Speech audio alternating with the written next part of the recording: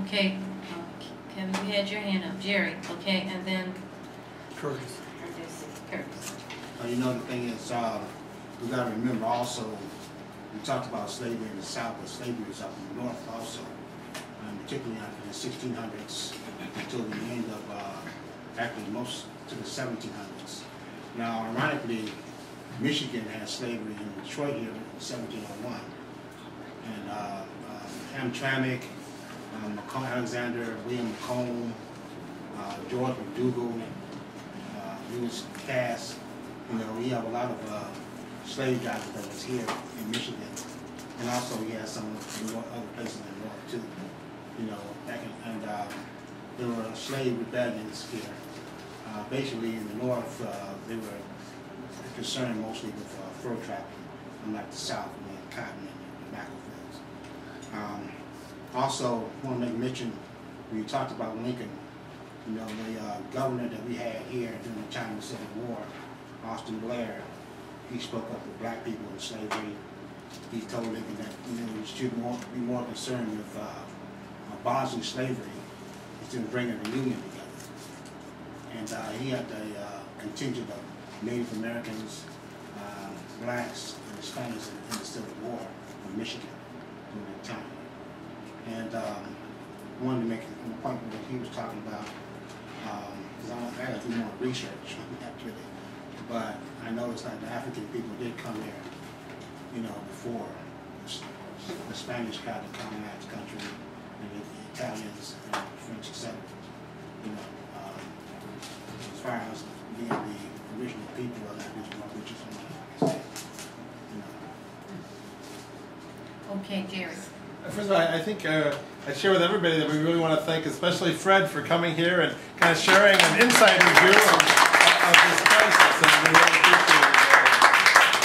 I just want to make a couple comments. One of the, of course, effects of this disaster, which is on everybody, is especially, though, economically on the working people and the oppressed in the Gulf region. And, of course, this week there was a lot of fanfare that Obama's had this showy meeting with BP, and BP promised to put $20 billion into an escrow fund, supposedly, to help people out. First of all, that seems like a lot, but that ain't nothing. No, BP's profits this year are going to be $34 billion. Their profits last year were $36 billion. What about Exxon's profits of $35 billion or whatever they were last year? And all the rest of them, all of them, why aren't they contributing to this fund? Because they're all drilling and they're all part of the same disaster. So first of all, the fund itself, while it was a big show, is really is not that much. Secondly, of course, the fact is, where's the money going to go? There's a quote in the New York Times that Fred brought from Axelrod, talking about the escrow fund. And Axelrod, of course, is Obama's chief advisor. We want to make sure that money is escrowed for the legitimate claims that are going to be and are being made by businesses down in the Gulf. Well, that tells you something right there. And we have a lot to learn. We've seen where all these great funds go into foreclosure crisis, where they put all this billions aside, and where is it all gone? It's gone into lined the pockets of their banks, while the HAMP program, 2 or 3% of the homes that are supposed to get modified are supposed to get modified. Right. So the first question is, we have a lot of questions about the fund. But secondly, when I watched it on the news and they were interviewing people worrying about losing their homes to foreclosures and not being able to pay their debt, I'm thinking to myself, in a state of emergency, there's supposed to be an automatic moratorium on foreclosures. It's federal regulation. Why didn't Obama go there and say there's a moratorium on foreclosures for all the people in the Gulf? There's a moratorium on debt for all the people in the Gulf. That could have been done immediately. You don't got to wait for this money filtering it down so the banks get subsidized. Why didn't he say it? Just like why doesn't he say it for the rest of the country right now in light of this foreclosure crisis? And maybe we need to get down to the Gulf and raise this demand and say the first thing that should be declared, and it's under federal regulations, that when there's a state of emergency, there's an automatic 90-day moratorium on foreclosures that can be extended for 90 days. Why isn't that in effect? Why are people worried about losing their homes? It's illegal, it's crap, and it needs to be dealt with. The second point that I wanted to raise, in terms of, as I think our speakers pointed out so well, the only solution to the environmental catastrophe going on in the Gulf and going on every day in so many other ways is for the working people to take over the corporations and really to institute a new system based on a rational system based on the working class running it.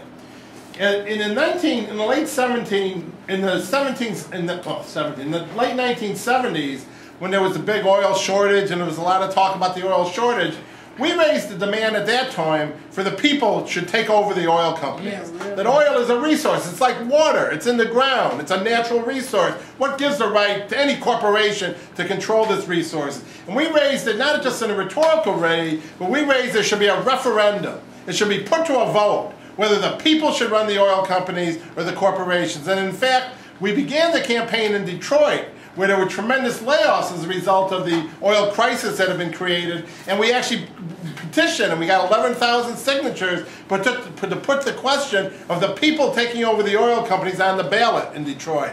And we actually got it on the ballot for a moment, and then the oil companies sent in their lobbyists, and they put the pressure on, and they quickly took it off. We had a tremendous hearing on this question. It was a massive, and Wall Street Journal covered it, on whether or not the people should take over the oil companies. Yeah. Maybe at the U.S. Social Forum, this is an issue that we should raise. Yeah. Why shouldn't there be a national referendum on a people's takeover of the oil companies in light of the disaster that took place in the Gulf? And I think it's something to raise, and that we should begin a campaign, and city by city, state by state, should pass resolutions calling for a referendum on taking over the oil country. Why shouldn't we be able to vote on who runs these companies? Because they're the consequences of their inability to run things in a rational way affects every single one of us. And we know we're going to be affected in Detroit by what happens by there, because the crops are going to be going up, fish is going to be going up, and oil prices are going to be going up too. I think it's something to think about at the social forum. So anyway, those are the comments I want to make. I think as we raise the issues on how to frame the fact that the only answer to the crisis we have is to overturn the capitalist system, we have to think creatively on how to put these issues in a real way to people that can grab on. There should be a referendum on taking over Edison. You know, why not? Why shouldn't the people vote on whether Edison should, this company that murders people with electric shut-off, shouldn't be run by the people? Why not put it on a ballot? Let's put it on a ballot. Let's vote on it. Let's start making elections where we're not voting for politicians who sell us down the river, but let's use every tactic we can to turn these issues into a referendum on people's power, which we know will win when the workers rise up and seize.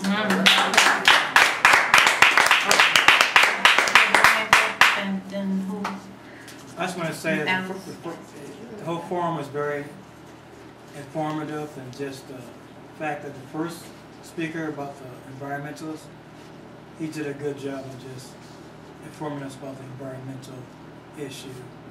And the other question is that, is there a place you can go to find, you said the forum starts Monday? Yeah. Is there a Monday? Tuesday. Well, it starts Tuesday? Yes.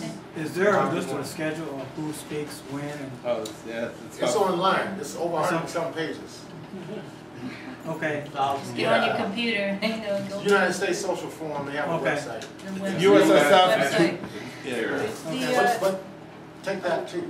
Yeah. In the workers' world, though, the different workshops that Workers' World Party and our youth group FIST and some of the others are sponsoring is listed in the centerfold. Okay. And you can get those just on the table right there.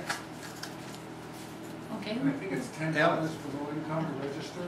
So if you go down there and look $10 for low income? Yeah, for all 5 days. What if the low income can't even afford $10? Well, then you tell them that, and you'll probably get in too. That's because they said no one will be turned away for lack of funds. Good. Okay, good. Excellent. You're going to you also get a booklet there with all this stuff in it too. Okay. Alex.